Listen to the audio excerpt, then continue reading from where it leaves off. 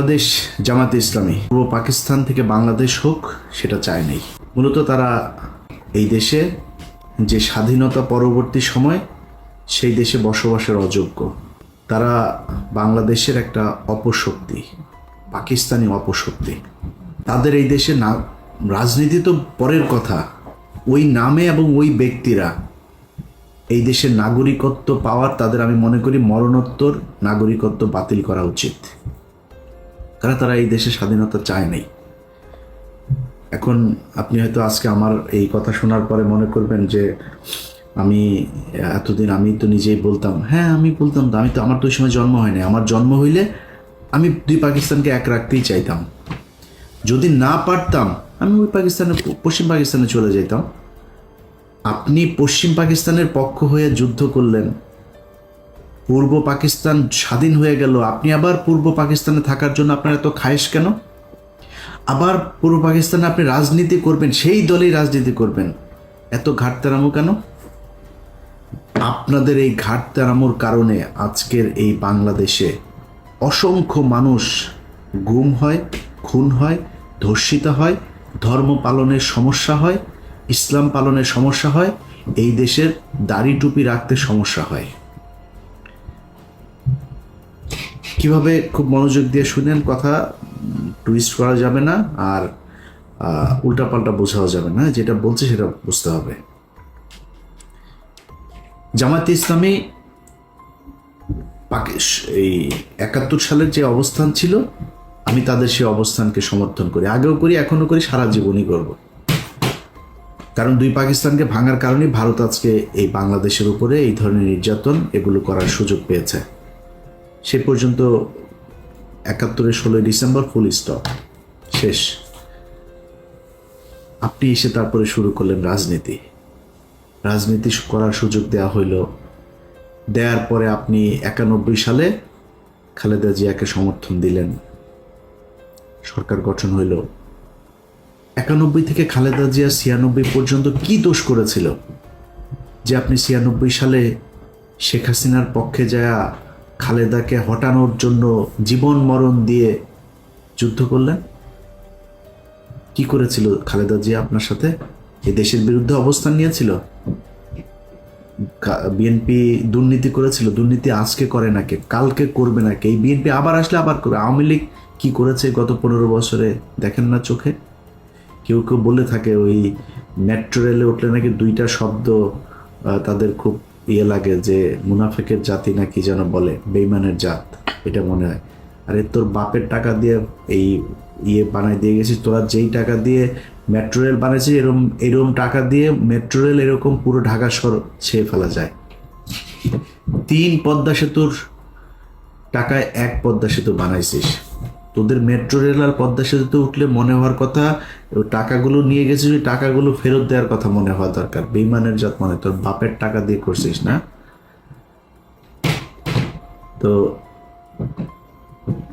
এই দেশে যারা ওই সময় রাজনীতি করেছে, বিএনপি বলেন, আওয়ামী লীগ বলেন, সবাই দুর্নীতি করেছে। তা আপনি ৯১ থেকে ৯৬-তে আপনি জানেন না শেখ হাসিনাকে বাংলাদেশে ইন্ডিয়া পাঠিয়েছে কেন? ৯১-তেই তো ইন্ডিয়া তাকে বসাতে চেয়েছিল, পারে নাই, ৯৬-তে বসাবে। আপনার এইটুক দূরদর্শিতা মানে নিচে চুল গজায় নেয় আপনার, যে আপনি বুঝেন না যে হাসিনাকে দিয়ে তারপরে এই দেশটাকে ভারত নিয়ন্ত্রণ করবে। হাসিনার পক্ষ যা করলেন, ২ দিন পরে আবার ভাতার পাল্টাইলেন, ওই ভাতার আর ভাল লাগে না, ভাতার পাল্টায় আবার ফের খালেদা জিয়ার কাছে আসলেন, এসে তারপরে পায়ে টায়ে ধইরা তারপরে জোট করলেন, করে আবার ক্ষমতায় বসলেন। ক্ষমতায় বসার পরে এরপরে দেশ চালাইলেন। দেশ চালানোর সময় যা যা হয়েছে, যেভাবে চলেছে, সেখানে তো আপনার বুঝার আমার মনে হয় না যে কোনো সমস্যা হয়েছে যে খালেদা জিয়া কি চায়, খালেদা জিয়া কি আসলে ভারতের লোক না কিসের লোক। যদি সমস্যা হতো তাহলে ওই সময় চলে আসতেন, সরেন নাই তো, তাদের সাথেই ছিলেন। আসলো ২০২৪, মাঝখানের পুরোটার সময় বাদ দিলেন বিরোধী দলে। ২৪ আসার পরে আগস্টে হাসিনারে সরাইলেন, সরানোর পরপর বিএনপি আবার খারাপ হয়ে গেল। কারণ কি? বিএনপি তারেক রহমান ইন্ডিয়ার কাছে বিক্রি হয়ে গিয়েছে। বিএনপির চোর মানে যদি ধরা যায় 80%ই চোর, মানে এটা করা দেশের মানুষই ভাই 90% 99% চোর আমার দেশের, ইনক্লুডিং মি।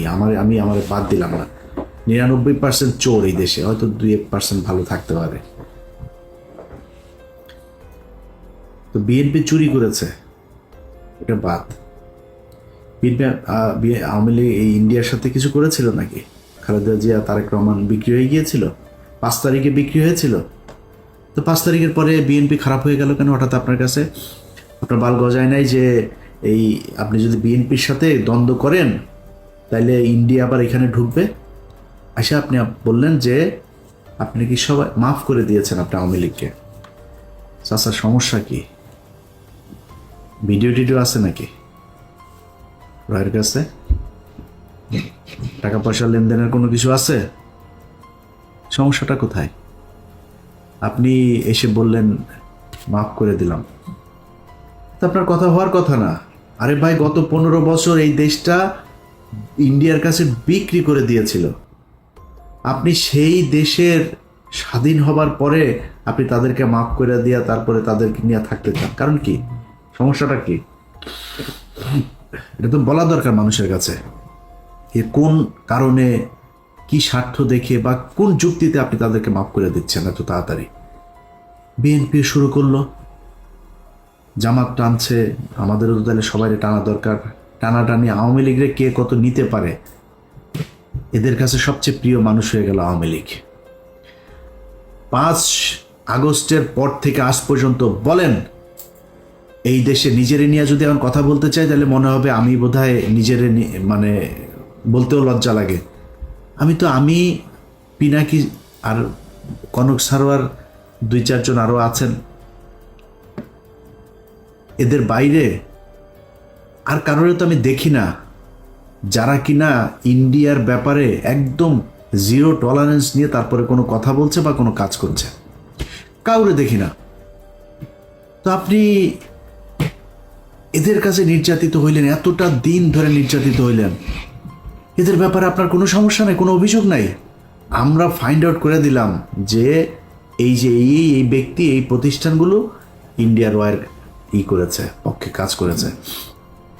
আপনিও তাদেরকে নিয়ে বসায় স্টেজে বসায় তারপরে বক্তব্য শোনাবেন।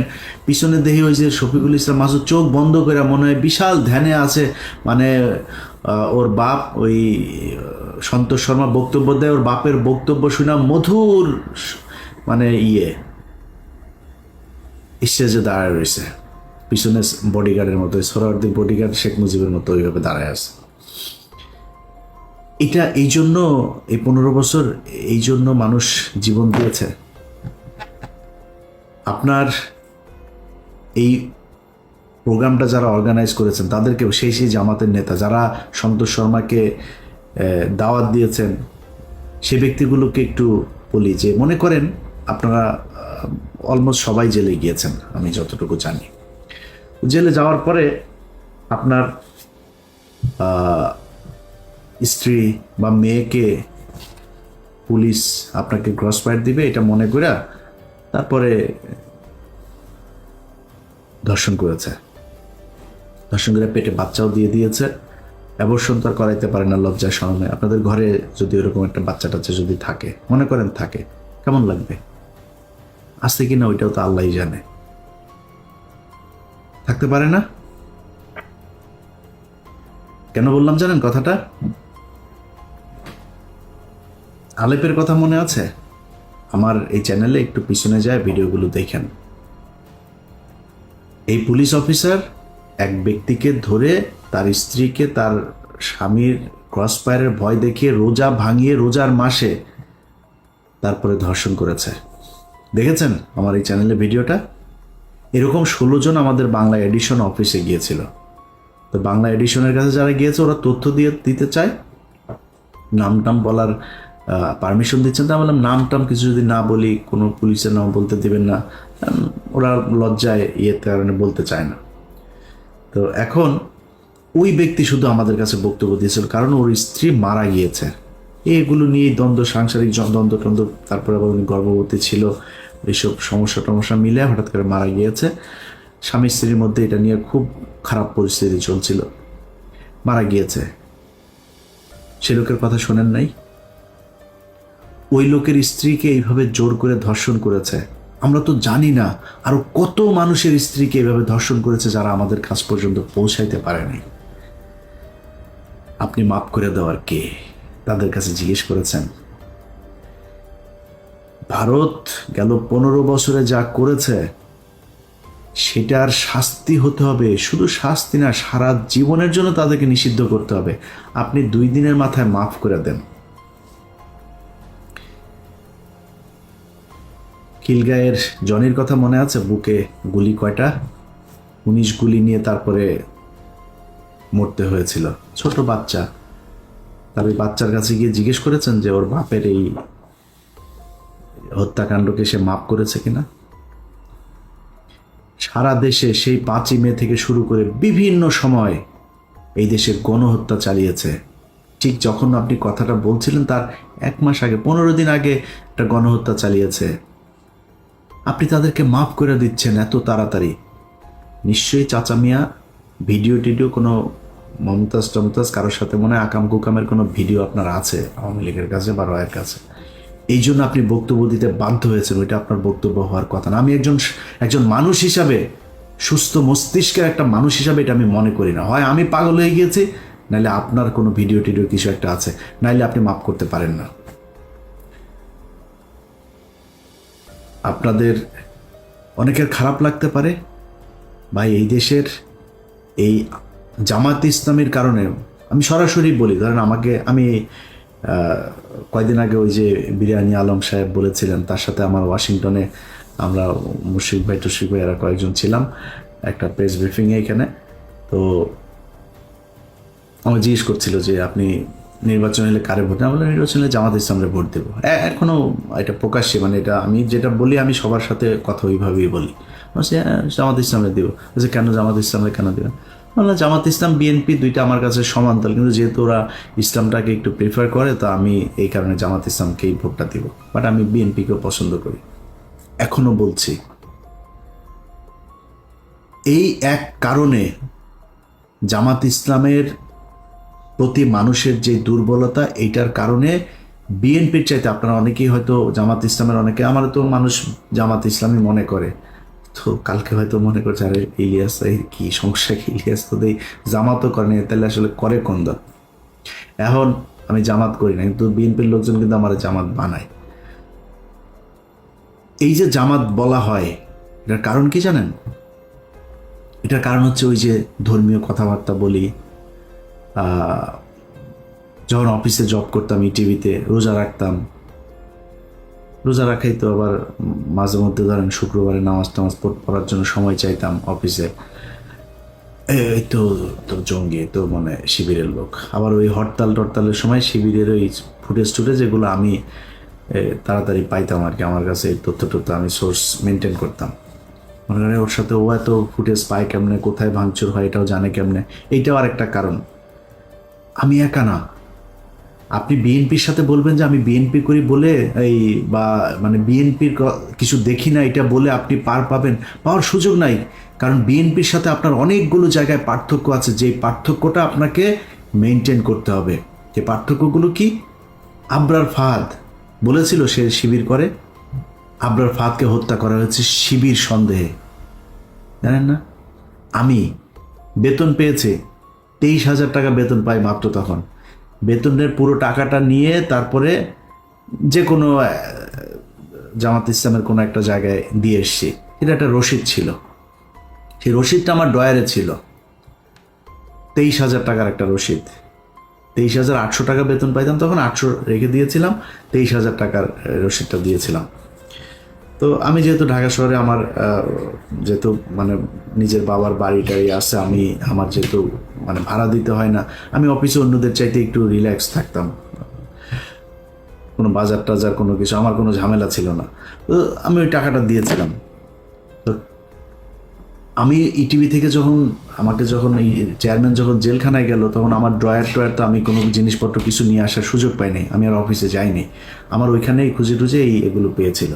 ওই রসিদটা নিয়ে ডিবির মনিরের কাছে দিয়ে এসেছিল আমাদের 21 টেলিভিশনের অখিল পোদ্দার। আমার অনেক ঝামেলা হয়েছে ভাই, শুধুমাত্র এই জামাতের পক্ষে কথা বলা কিংবা জামাতের মতো করে কথা বলার কারণে। এই দায় আপনাদেরকে নিতে হবে। আবরার ফাহাদ মারা গিয়েছে, এই দায় আপনাকে নিতে হবে। আপনি ইসলাম নিয়ে রাজনীতি করেন, এই জন্য আপনার নামে যাদেরকে ফজরের নামাজ পড়তে যাওয়ার কারণে জঙ্গি বানিয়ে শিবির ট্যাগ দিয়ে তারপরে ফাঁসি দেওয়া হয়েছে, ক্রসফায়ার দেওয়া হয়েছে, যাদের স্ত্রীদেরকে ধর্ষণ করা হয়েছে, এর সব দায় জামাত ইসলামকে নিতে হবে। এই জন্য আপনার দায় অনেক বেশি বিএনপির চাইতে। বিএনপি তো ভাই খালি খালেদা জিয়া, তারেক রহমান, জিয়া পরিবার বাদ দিলে বিএনপির 90% মানুষের সাথে আওয়ামী লীগের কোনো পার্থক্য নাই। আপনি যদি নাকি এই ভারতের ইস্যুটার সামনে নিয়ে এসে যদি বলেন, ভাই বিএনপির বহু মানুষ আছে। এই যে সালাউদ্দিন দেখেন না, সালাউদ্দিন ইন্ডিয়াতে ধরে নিয়ে গিয়েছিল, আমরা জানি, ধরে নিয়ে যে তাকে গুম করেছিল। ওই গুম হয় নাই, ওই বাংলাদেশের মানুষের গুম করছিল। ইন্ডিয়াতে বসে সে আমাদের সাথে ফোনে কথা বলে, আমার সাথে অনেকবার কথা হয়েছে। ইন্ডিয়াতে বসে থেকে কথা বলে আমার সাথে, অনেক ইনস্ট্রাকশন দিত, ভাই এরকম করো, এরকম, এই সেই। আমি খুব অবাক হইতাম যে ইন্ডিয়াতে বসে সে কথা বলে, তারে কিছু বলে না। তখন কিন্তু আমরা এটা নিয়ে আলোচনা করতাম যে সমস্যা, এরা আসলে ইন্ডিয়া নিয়ে গিয়েছে ভাব ধরানোর জন্য, সে আসলে রয়েরই লোক, ওইখানে নিয়ে তাকে ট্রেন আপ করা হচ্ছে বিএনপিকে, যাতে সে দেশে গিয়ে তারপরে সার্ভিসটা দিতে পারে। সেই সার্ভিস এখন এসালম টেসালম এদের সবাইকে বাঁচায় সালাউদ্দিন সাহেব দিচ্ছেন। তো বিএনপিরে যদি আপনি তারেক রহমান, খালেদা, অর্থাৎ জিয়া পরিবারের বাদ দেন, আমি জানি না ভাই কয়জন খুঁজে পাবেন সেখানে ইন্ডিয়ান লোক। মির্জা ফখরুল এই দলের দ্বিতীয় পার্সন, তার মতো লোক ভারতীয় এজেন্ট। এরপরে আর কে কোথায় আছে আমরা জানি না, এটা নিয়ে আজকে কথা বলছি না, যেহেতু আজকে ওইটা বাদ। তো মানুষের প্রত্যাশা জামাত ইসলামের উপরে অনেক বেশি, বিশেষ করে ভারতের ক্ষেত্রে, কারণ ভারতের সাথে আপনারা 71-এ হেরেছেন। এই গত কয়েক বছরে আপনাদের কয়েকজনকে হত্যা করা হয়েছে। 15 বছর আপনাদের যেসব শিবিরের ছেলে পেলে আছে, জামাতের লোকজন আছে, তাদেরকে প্রচণ্ড কষ্ট, নির্যাতন সহ্য করতে হয়েছে। এই কষ্ট আপনাদের উপরের এই তাহের ঠাকুরের মতো, এই তাহের মিয়ার মতো এরকম 2-4 জন রয়ের এজেন্টকে নিয়ে আপনি এই পুরো দেশের সব মানুষকে বিপদে ফেলতে পারেন না। জামাতে ইসলামকে নিয়ে অনেক কিছু বলার মতো সুযোগ ছিল, কিচ্ছু বলি নাই। আপনি জানেন এটিএম আজহার এখনো পর্যন্ত জেলখানায় আছে। বাংলাদেশের মানুষকে বিষয়টা বলি, কেন আছে জেলে জানেন? জেলে আছে জামাত ইসলামের কয়েকজন নেতার কারণে। তারা ইচ্ছা করে তাকে জেলখানায় রেখেছে, তারা চায় না সে ছাড়া পাক। 5 তারিখের পর থেকে এখনো পর্যন্ত জামাত ইসলামের অনেক নেতার বাড়িতে আওয়ামী লীগের লোকজনকে লুকিয়ে রাখা হয়েছে। শিবিরের ছেলে পেলে যায় কিছু কিছু জায়গা থেকে তুলে জোর করে তারপর জামাতের সাথে যুদ্ধ করে তাদেরকে বের করেছে। জামাত ইসলামের সাথে শিবিরের একদম খুব স্পষ্ট কিছু দ্বন্দ্ব, তারা সেই বিষয়গুলো বাইরে আসতে দেয় নাই, কিন্তু সেই দ্বন্দ্বগুলো এখন প্রকাশ পাচ্ছে। জামাত ইসলাম, ইসলামী ছাত্র শিবির থেকে শুরু করে যারা এই দলের সমর্থক, কর্মী, যারা যেখানে আছেন,